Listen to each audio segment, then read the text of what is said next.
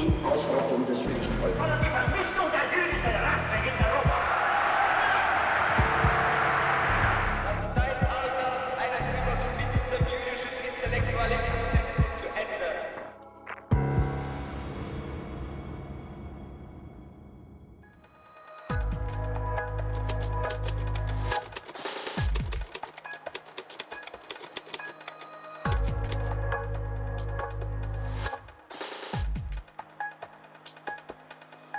On the 20th of January 1942, Reinhard Heydrich, head of the security police, summoned a meeting at an upmarket guest house on Berlin's Wannsee. Representatives of various ministries, high party and SS officials attended. Young, educated men, most of them with doctorates. Their topic, the Holocaust. The final solution of the Jewish question, as it was called in the language of the National Socialists. Heydrich's Judenreferent Adolf Eichmann took the minutes. 5 years later, American investigators found a copy of these minutes while preparing the trials of high-ranking Nazi administration officials. The Wannsee Conference suddenly became world famous as a symbol of the state-imposed mass murder of the Jewish people.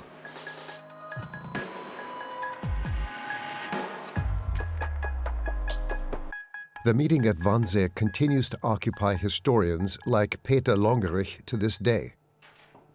Nowhere else is it so clear how the Holocaust was organized in Europe.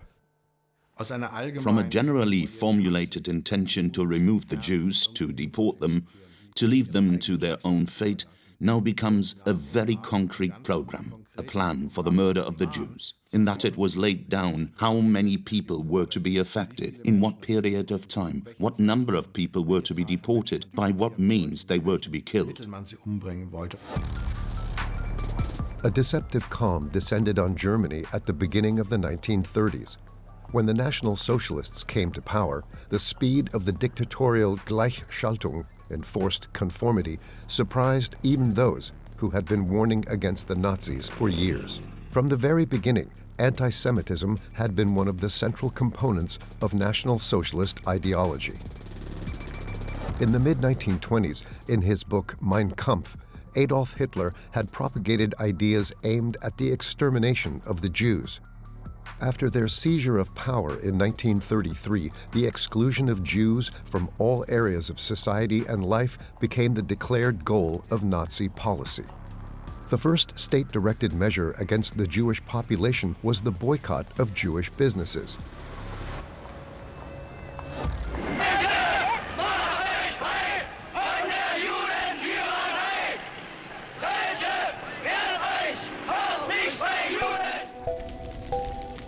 After the harassment of doctors, lawyers, and merchants, the German student body staged the destruction of supposedly un-German writings. Das Zeitalter eines überspitzten jüdischen Intellektualismus ist nun zu Ende. Unser Durchbruch der deutschen Revolution hat auf dem deutschen Weg wieder die Gasse freigemacht. Und der kommende deutsche Mensch wird nicht nur ein Mensch des Buches, sondern auch ein Mensch des Charakters sein. Legal and administrative regulations followed. So-called Aryan paragraphs pushed Jews out of professions in the public service. In 1935, the Nuremberg laws were enacted, which regulated the relationship between Aryans and non-Aryans, and officially labeled Jews as people of inferior rights. Nur der Staatsangehörige deutschen oder artverwandten Blutes, der durch sein Verhalten beweist, dass gewillt und geeignet ist, in Treue dem deutschen Volk und Reich zu dienen. The Nuremberg laws formed the legal basis for the increasing exclusion, persecution, and eventual extermination of the Jews, the beginning of the final solution. The concept of a final solution was actually at the center of the entire policy of the National Socialists. Behind it was the idea that the Jews were to blame for all the big problems of that time, and of course they wanted to have a total final solution. This consisted first of all of forcing the Jews to emigrate, then of deporting them to a reservation area, and finally the view that the final solution could only be achieved if the Jews were simply no longer there, that they were simply murdered. At the beginning of 1938, new protective custody regulations were introduced. Persons hostile to the people and the state could now be arbitrarily arrested and locked up in concentration camps such as Dachau. As Munich's police chief at the time, Heinrich Himmler had already had the camp built there in 1933. A model for all later concentration camps, Himmler was determined to reorganize the system of camps, capable of expansion at any time, modern and up to date. Fueled by National Socialist propaganda, Austria celebrated the Anschluss to the Reich almost frenetically. Anti-democratic convictions were booming. Many wished for strong leadership. National Socialist anti-Semitism reached a new intensity. Newsreels commented succinctly. In Wien, Juden flüchten. In order to accelerate the expulsion of the Jews, the first Central Office for Jewish Emigration was established in Vienna under the direction of Adolf Eichmann.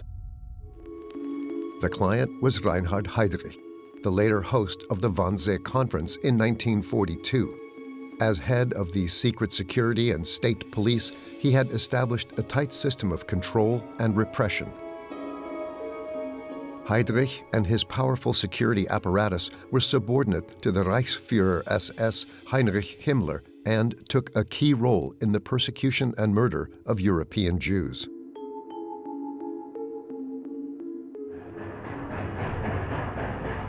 In November 1938, the assassination of the German diplomat Ernst von Rath in Paris provided the Nazi leadership with a welcome opportunity for massive attacks on Jews and Jewish property.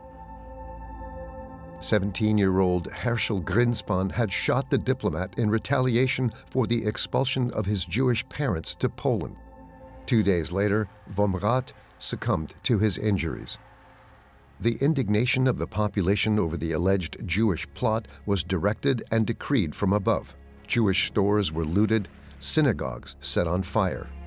Under the cover of the new protective custody regulations, a hunt for Jews began throughout the Reich. Tens of thousands were deported to concentration camps.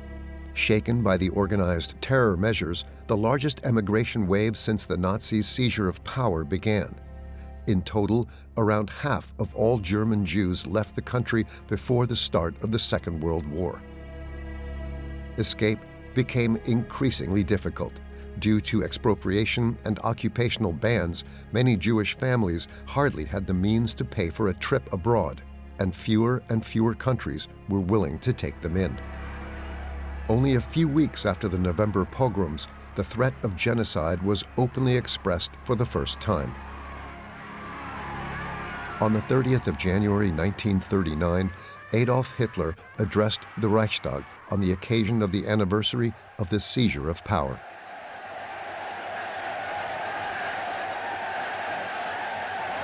Ich will heute wieder ein Prophet sein.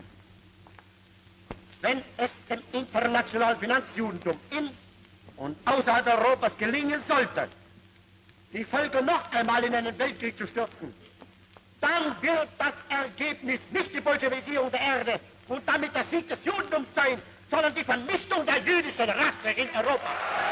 With this prediction, Hitler made the European Jews quasi-hostages should the Western powers oppose German expansion. With the invasion of Poland a few months later, the war for future living space in the East, long planned by the Nazi leadership, began. The German invasion was accompanied by excesses against the Polish population. The soldiers were followed by the special forces of the SS. They hunted down members of the Polish ruling class. The conquest also marked the beginning of a new radical phase in Nazi policy toward the Jews. More Jews lived in Poland than anywhere else in Europe. Jews who were now at the mercy of German rule. Der Feldzug in Polen hat uns Gelegenheit gegeben, das Judentum an seiner Niststätte kennenzulernen. Fast 4 Millionen Juden leben hier in Polen. Allerdings wird man sie unter der bäuerlichen Bevölkerung vergeblich suchen. Sie haben auch nicht unter den Wirren des Krieges zu leiden gehabt, wie die eingeborene polnische Bevölkerung. There was still no open talk of extermination. However, the Jewish population had already been grouped together in as few places as possible in so-called Jewish reservations. The overseeing Nazi administrations received their instructions with reference to as yet undisclosed final destination. These photos, probably posed, give an impression of the orderliness of the occupiers. In fact, the new masters showed no mercy. The Jewish population was to make room for German resettlers, who, until then, had lived as minorities east of the Reich's border. Tens of thousands of Jews were to be deported to temporary camps and ghettos near the country's borders. There was a lack of transport, accommodation, and food. The occupying forces accepted that the displaced would not survive the hardships. Most of Poland now belonged to the German Reich. A residual area in the east became the Generalgouvernement, a so-called neighboring country with its own legislation and administration. One of the largest ghettos, initially, was created in Lodz, renamed Litzmannstadt. There, almost at the same time, ethnic Germans from the Baltic states, resettled in the new Reich territories, were expected to be Germanized. Because the German administrators were overwhelmed, the deportations of the Jews were temporarily halted. Repressive measures against the Jewish population, on the other hand, increased. Das schwierigste Problem, vor das sich unsere Zivilverwaltung in den besetzten Gebieten gestellt sieht, ist die Judenfrage. Aus diesen Ghetto-Kaschemmen ist auf deutsche Soldaten geschossen worden. Die Strafe folgt dem Verbrechen auf dem Fuß. Dieses ostjüdische Untermenschentum hat seit jeher Westeuropa das internationale Verbrechergesindel geliefert. Von hier aus wurden die Demokratien mit Taschendieben, Zuhältern, Rauschgift- und Mädchenhändlern, internationalen Bankschiebern und Hetzjournalisten versorgt. Das sind dieselben Juden, deren Brüder, Söhne und Vettern in London und Paris für die Humanität und Zivilisation das große Wort führen. A settlement of the Jewish problem by emigration had become impossible in the meantime, wrote the head of the State Security Office, Reinhard Heydrich, to the Reich Foreign Ministry in 1940. A territorial solution had to be found. A territory that could absorb the European Jews. There were several variants of this territorial solution starting shortly after the beginning of the war. Firstly, to deport the Jews to a reservation in Poland. This failed. The second variant was the so-called Madagascar Plan in summer 1940, which was to deport 4 to 6 million Jews to the French colony. And then there was a third variant, which Heydrich came up with at the beginning of 1941. He got the order from Hitler to find a solution and came up with the proposal to deport the Jews to the soon-to-be-conquered Soviet Union. Even though the situation of the Jews in Europe was deteriorating day by day, the Nazi regime was capable of even far crueler measures. Even before the Polish campaign, Reinhard Heydrich was entrusted with the expulsion of the Jews at the behest of Field Marshal Hermann Göring. Since 1938 at the latest, Göring was the man who was generally responsible for the solution of the so-called Jewish question. At that time, it was mainly a matter of expropriation and the forced emigration of the Jews. For every further decisive step of the Jewish policy, he had to be consulted. He had to put his signature under authorizations and under general orders. Heydrich's new plan to deport European Jews to Russia became within reach when the war against the Soviet Union actually began. On June 22, 1941, German troops crossed the Russian border. The former ally was unprepared. There was little resistance. The Wehrmacht units advanced rapidly. When Adolf Hitler visited the victorious troops at the front that summer, plans for a final solution of the Jewish question were already being worked on in the Nazi administration. A written order by Hitler was never found, but the implementation of the Führer's will in the orders of his subordinates was, like Göring's order to Heydrich of July 1941 with the task of preparing an overall draft for the implementation of the intended final solution of the Jewish question. In the Berlin ministries and Nazi organizations in the East, proposals for a final solution were being worked out on Heydrich's instructions. Meanwhile, implementation was taking place in the frontline areas. From the beginning, the war in Russia was waged with unprecedented brutality against the civilian population, especially against the Jews. The killing squads of the SS Einsatzgruppen did not shy away from murdering women and children. Their operational orders allowed them to execute radical elements, a vague term that allowed a lot of leeway on the ground. The casualty figures were less documented. The reports were distributed to the central offices of the Nazi government apparatus. There were many accomplices, and pity only for the perpetrators. One of the Einsatzgruppen leaders, Otto Ohlendorf, went on trial in Nuremberg in 1946. He described how he had wanted his men to avoid cruelty. In referring to your previous testimony, will you explain to the tribunal why you believe that the type of execution ordered by you, namely military, was preferable to the shooting in the neck procedure adopted by the other Einsatzgroups? Auf der einen Seite sollte damit erreicht werden, dass die einzelnen Führer und Männer auf militärische Weise durch Befehl die Hinrichtung vollziehen konnten und daher keinen eigenen Entschluss zu fassen brauchten, sondern lediglich auf Befehl, auch äußerlich handelten. Zum anderen war mir bekannt, dass bei den Einzelhinrichtungen durch seelische Erregungen sich Misshandlungen nicht vermeiden ließen, da die Opfer zu früh von ihrer Hinrichtung erfuhren und daher nervenmäßig einer längeren Belastung nicht standhielten. The horrific climax of the first months of the war in the Soviet Union was the massacre of Babi Yar, near Kiev. Under the pretext of resettlement, more than 33,000 Jews were lured into a ravine and shot. That was the one very decisive radicalization. The second decisive development was that Hitler decided quite spontaneously in September 1941 to deport the Jews to the east. The original plan was to wait for the victory over the Soviet Union and then to deport the German Jews as part of a large European deportation solution. The beginning of deportations from German cities was preceded by the introduction of the Jewish star and the ban on emigration.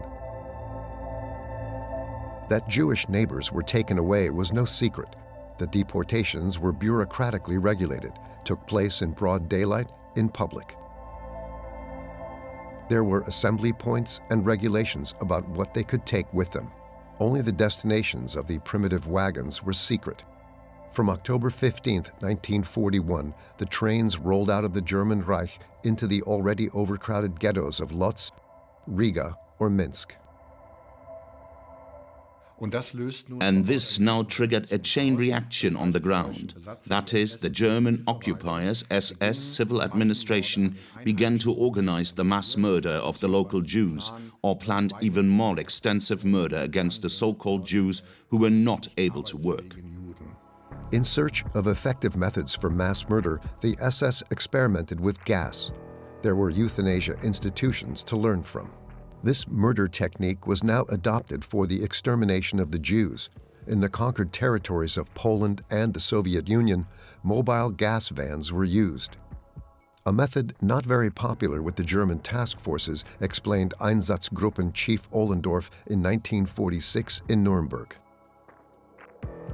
Did you receive reports from those who were working on the van? Ich habe Meldung dafür erhalten, dass die Einsatzkommandos die Wagen nur ungern benutzen. Why not? Weil die Beerdigung der Insassen für die Angehörigen der Einsatzkommandos eine starke Belastung war. This stately building on Berlin's Wannsee became the new guest house of the Reich Security Police. With this purchase, Reinhard Heydrich beat propaganda minister Goebbels to the punch, a small demonstration of the power structure in the leadership circle. The Speaker of the House called for an interdepartmental vote concerning the Jewish question for the 20th day of January 1942. Meeting adjourned. Due to the counter-offensive of the Red Army outside Moscow and the entry of the U.S. into the war, the meeting was postponed for 6 weeks. And we were at a very decisive point in January 1942. That is, the war had now become a world war. It would be fought longer than the Nazis originally imagined, and thus they were looking for a new, more radical solution to the Jewish question. Representatives of the important Nazi ministries were invited, as well as the administrations of the occupied Eastern territories and high-ranking SS leaders. They all knew about the goals of the deportation trains and the fate that awaited the deportees. They were involved in the planning of the extermination camps and knew of the reports of the Einsatzgruppen concerning the mass murder of the Jewish population. We know that these reports circulated in large numbers, for example in the Foreign Office, and there is a remark in the Wannsee minutes that is very apt, where one of the participants says that if the people concerned were faced with the choice of either being deported or being sterilized, they would of course prefer sterilization. So they knew very well that deportation was connected with a terrible fate, that death was connected with it. Adolf Hitler had already made it clear in his inner circle of leadership that this was exactly what he had in mind. It would be good if the horror preceded us, that we exterminate Jewry, he said shortly after the deportations began. Joseph Goebbels wrote in his diary after a reception with Hitler, "With regard to the Jewish question, the Führer is determined to clear the air." And Himmler noted, "Jewish question, to exterminate as partisans." In the spirit of the Führer, the murder machinery that had been started was increasingly expanded into systematic genocide. Heydrich's invitation to the Wannsee Conference, as it was later named, was another step in this direction. By referring to his legitimization by Göring, Heydrich positioned himself as a key figure in the implementation of the so-called final solution. Heydrich actually wanted to bring to an end the process that had lasted throughout 1941, in which the various ministries were to reach agreement with the Reich Main Office on the framework conditions for the deportations. And this Conference of State Secretaries was supposed to be the final point. In camouflaged language, the protocol stated, "Final solution now means, with the Führer's approval, evacuation to the east, and the measures are to affect some 11 million European Jews." There were really 4 questions that had to be answered. How was this final solution to take place? Heydrich apparently still insisted to shoot the majority of the Jews or to exhaust them to death through forced labor. The forced labor would lead to the natural diminution. The resistant remnant should be treated accordingly in order not to be the nucleus of a new Jewish construction. The second question, when? Heydrich had planned to kill the Jews over a longer period of time. Post-war clearing up was to have included killing. Now it was a question of carrying out this mass murder while the war was still going on. In the course of the practical implementation of the final solution, Europe would be combed from west to east. The start of the individual evacuation actions would depend on military developments. The third question was where. Heydrich had foreseen the Soviet Union being conquered, but it had not been conquered, so he fell back on occupied Poland. And the fourth question was who. And here, questions remained unresolved. Questions about the half-breeds and whether to treat them like Jews or to exclude them from deportations. This was a discussion held by no means out of compassion, but was about how to maintain an urgently needed workforce. The meeting lasted just under 90 minutes.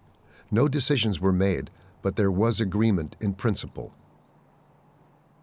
A success for host Heydrich, which he celebrated with Gestapo Chief Müller and Protocol Officer Eichmann. After his arrest in 1960, the court wanted to know more from Eichmann. Müssen Sie mal erklären, warum nach der Konferenz ausgerechnet die drei Männer Heydrich, Müller und Eichmann zusammengeblieben und gefeiert haben? No, gefeiert. Heydrich und Müller verstehe ich. Warum Eichmann? Weil Warum nicht das Protokoll, Eichmann? wir drei alleine gewesen und es war niemand mehr da. Da gab Heydrich bekannt, wie er das Protokoll aufgefasst zu wissen wünscht. Und nachdem er diese Punkte bekannt gegeben hatte, dann wurde von diesen Angelegenheiten nichts mehr besprochen, sondern ich wurde gebeten, ein Glas Cognac zu trinken oder zwei oder drei. No unequivocal statement was to be released to the public. The National Socialists had a very ambivalent attitude towards this subject. They once considered the final solution a state secret, so one could also be condemned if one revealed details in public. On the other hand, they made very clear in propaganda, Hitler's speeches, they sent out signals from which one could clearly see that the murder of the Jews was a fact, that it was going on. Es ist eine kleine, wurzellose, internationale Clique, die die Völker gegeneinander hetzt.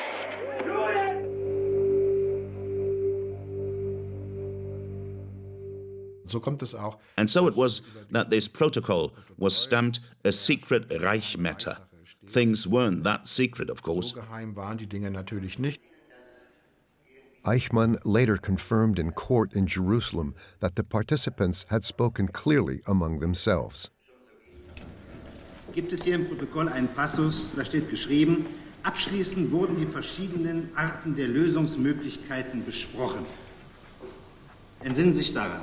Da sind die verschiedenen Tötungsmöglichkeiten besprochen. Verschiedenen Tötungsmöglichkeiten? Jawohl. Nun ist mir diese Sache heute nicht mehr gegenwärtig, Herr Präsident, aber ich weiß, dass die Herren beisammen gestanden, beisammen gesessen sind und haben hier eben in sehr unverblümten Worten, nicht in den Worten, wie ich sie dann ins Protokoll geben musste, sondern in sehr unverblümten Worten die Sache genannt, wie sie eben,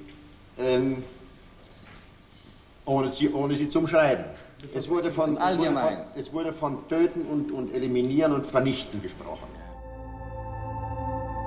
Reinhard Heydrich had resided in Prague Castle as Reich Protector for Bohemia and Moravia since September 1941. Under his command, arrests and executions were the order of the day. 3 months after the Wannsee Conference, Czech politicians in exile organized an assassination attempt on the hated SS man. A hand grenade hit his open car. Heydrich died of his injuries a few days later. The SS took terrible revenge. The village of Lidice near Prague was razed to the ground. This was where the assassins are said to have been hidden. The men of the village were shot, women and children deported to concentration camps. With Heydrich, Heinrich Himmler lost an important ally in Jewish policy, but also a competitor who had worked on his own draft for the final solution of the Jewish question on behalf of Göring. I think that the death of Heydrich signified once again a radicalization of this process, which was already underway, because Himmler indeed had a free hand after Heydrich's death. Heydrich, after all, was still dependent on writing this draft in order to get Göring's approval. Himmler didn't need this approval because he could address Hitler directly. And so a possibly inhibiting element was eliminated here. And it is quite significant that Himmler took over the leadership of the Reich Security Main Office himself after Heydrich's death. The SS chief personally took care of the expansion of the concentration and extermination camps in occupied Poland. Under the name Aktion Reinhardt, he ordered the systematic murder of Jews from the general government. Auschwitz was expanded to become the largest Nazi extermination camp. The name Auschwitz was to become a worldwide symbol of Nazi terror and genocide. By the end of the war, an estimated 1.5 million people had been murdered in Auschwitz. They died of gas, of hunger, and of disease. Nearly 90% of them were Jews. Under cruel conditions, the prisoners had to construct the buildings and facilities themselves. Trains with deportees rolled in from all parts of Europe. The killing factory was tightly organized. Even the transports claimed countless victims. Those who arrived were sorted at the unloading ramp into those who were able to work and those who were not. Those who could not work were immediately sent to the gas chambers. When the advancing Red Army reached Auschwitz in January 1945 and liberated the camp, all but 7,000 prisoners had been murdered or taken away on evacuation transports, the so-called death marches. In October 1943, Heinrich Himmler spoke at an executive conference of the Party and SS in Posen. The speech is one of the most disturbing audio documents of Nazi barbarism. Never before had the Reichsführer SS spoken so openly about the murder of European Jews. Ich will auch ein ganz schweres Kapitel, will ich hier vor Ihnen in aller Offenheit nennen. Es soll zwischen uns ausgesprochen sein und trotzdem werden wir nicht in der Öffentlichkeit nie darüber reden. Ich meine die Judenevakuierung, die Ausrottung des jüdischen Volkes. Es gehört zu den Dingen, die man leicht ausspricht. Das jüdische Volk wird ausgerottet. Das sagt Ihnen jede Parteigenosse. Ganz klar steht in unserem Programm drin, Ausschaltung der Juden, Ausrottung machen wir, Kleinigkeit. Von euch werden die meisten wissen, was es heißt, wenn 100 Leichen beisammen liegen. Wenn 500 da liegen oder wenn 1000 da liegen.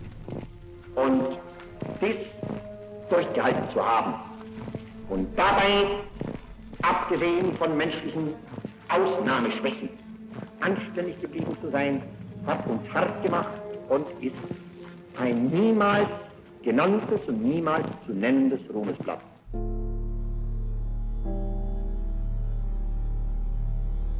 Two years later, no one spoke of glory anymore.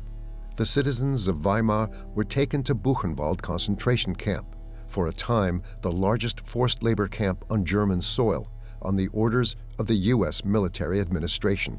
The camp was just under 7 kilometers from the Thuringian University town of Weimar. People were made to see with their own eyes the horrors and atrocities perpetrated in their midst, atrocities no one had wanted to know about. The deportations had been routed through the main streets. There were bus connections, prisoners worked in the city. Immediately after the liberations, disturbing documentary footage was taken and shown to the public. In other camps, too, the U.S. military administration ordered forced tours. Impressions that now evoke disgust, bewilderment, guilt, and shame.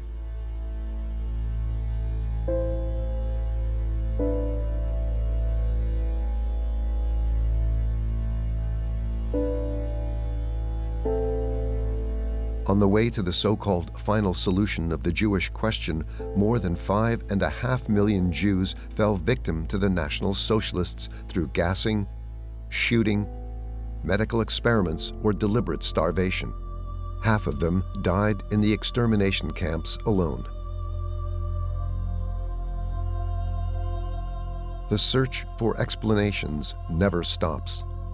Among the few concrete possibilities of finding answers today are the minutes of the Wannsee Conference, which took place here on the 20th of January, 1942. The minutes belonged to the Undersecretary of State at the Foreign Ministry, Martin Luther.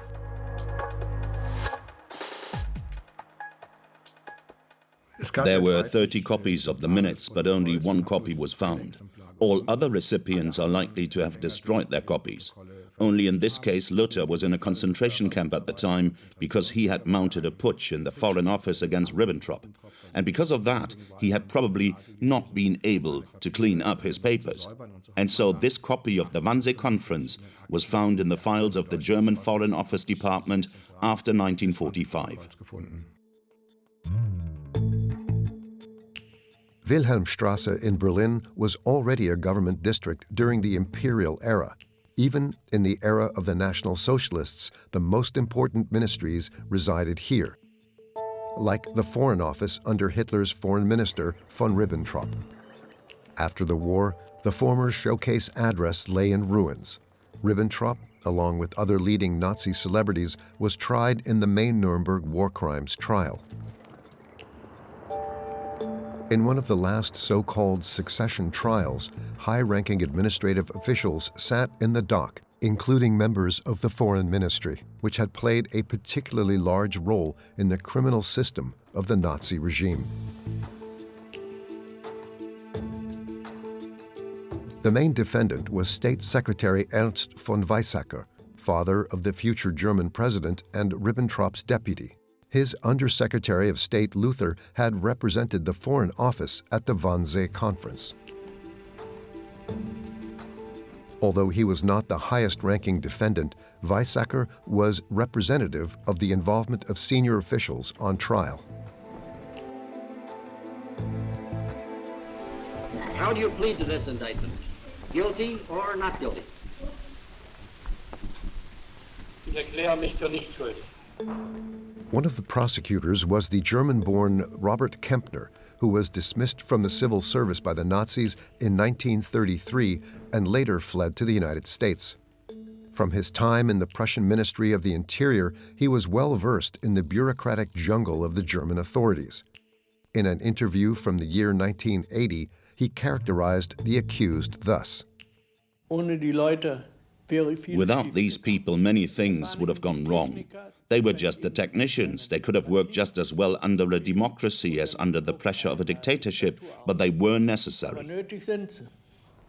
Von Weizsäcker was accused, above all, of collaboration in plans for the destruction of the rest of Czechoslovakia and of signing orders for the deportation of French Jews. In court, he claimed that he had wanted to prevent a major war. Weizsäcker was undoubtedly one of the most interesting and a very problematic personality. When someone is in this high position and then dances, as it were, at two weddings, the wedding of the good people and on the other side the wedding of the devil, then it is difficult to make a judgment about this person. The bad thing about Weizsäcker, in my opinion, was that he didn't disclose to us from the very beginning this double role that he played, as he said.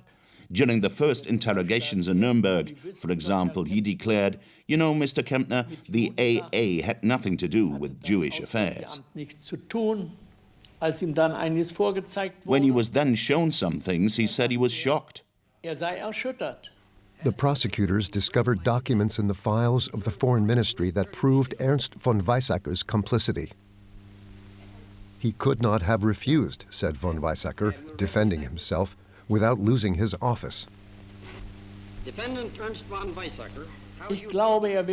I think he would have fared much better and his reputation for posterity would have been better if he had said, "I signed so-and-so documents. My Undersecretary of State represented the office of which I was secretary at the Final Solution Conference in Wannsee on the 20th of January, 1942. Instead of that, he later defended himself with trifles. Whether the signature was so or whether the signature was not his after all. He and his ministry had given Eichmann the green light as to whether Eichmann could also carry out the deportation of Jews in foreign countries.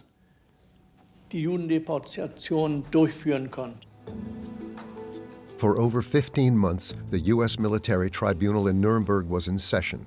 The last sentences were handed down in 1949. Ernst von Weizsäcker was acquitted of the charge of preparing a war of aggression, but found guilty of crimes against humanity and sentenced to 7 years in prison. Nowhere had evidence been found, the verdict stated, that the defendant had tried to prevent the deportations. In search of evidence of the defendant's involvement, Prosecutor Kempner had the records of the Foreign Ministry thoroughly searched. With success. Kempner's colleague Betty Nutte immediately recognized the explosive nature of the minutes she had found, 15 pages that lend special weight to the Wannsee Conference to this day. The Wannsee Conference gives us the opportunity to look at this decision-making process as if through a window. The decision-making process that led to the development of a program of systematic murder of the Jews of Europe, from the persecution of the Jews in the fall of 1939 and the summer of 1942. A process in which many participated for a wide variety of motives. Today, the minutes give everyone the opportunity to get their own impression of the systematic radicalization of Jewish policy. The members of a government, secretaries of state, talked more or less openly about the murder of 11 million people.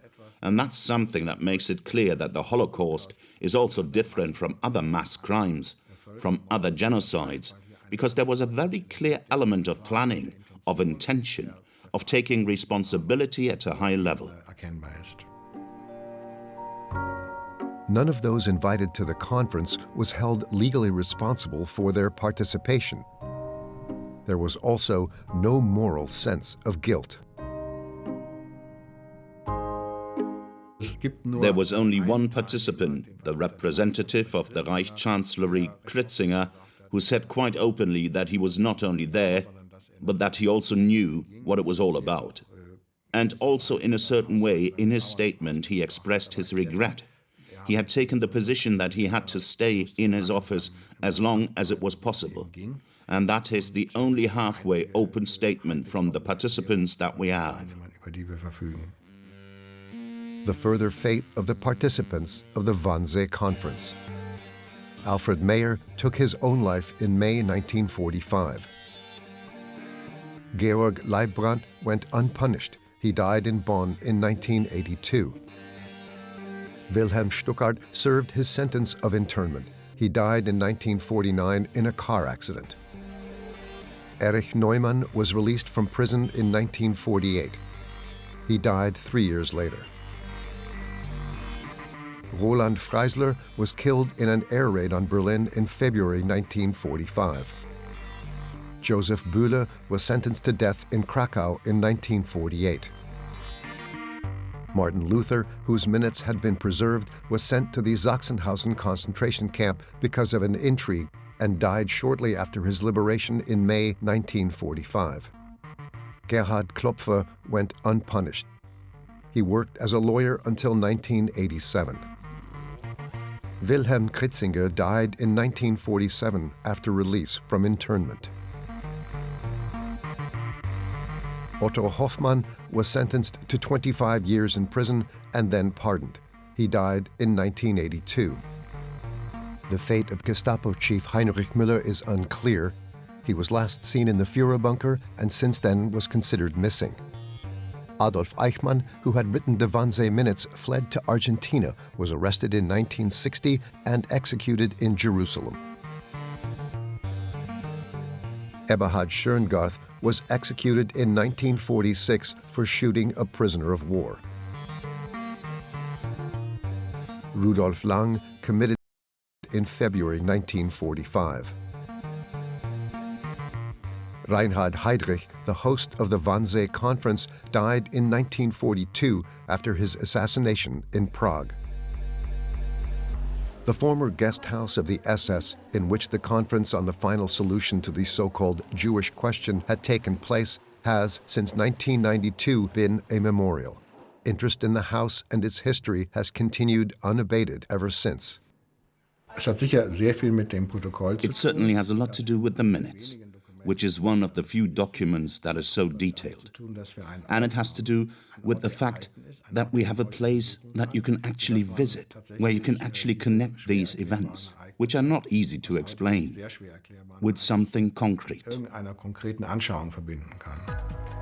the Villa am Wannsee is closely linked to the history of the Holocaust.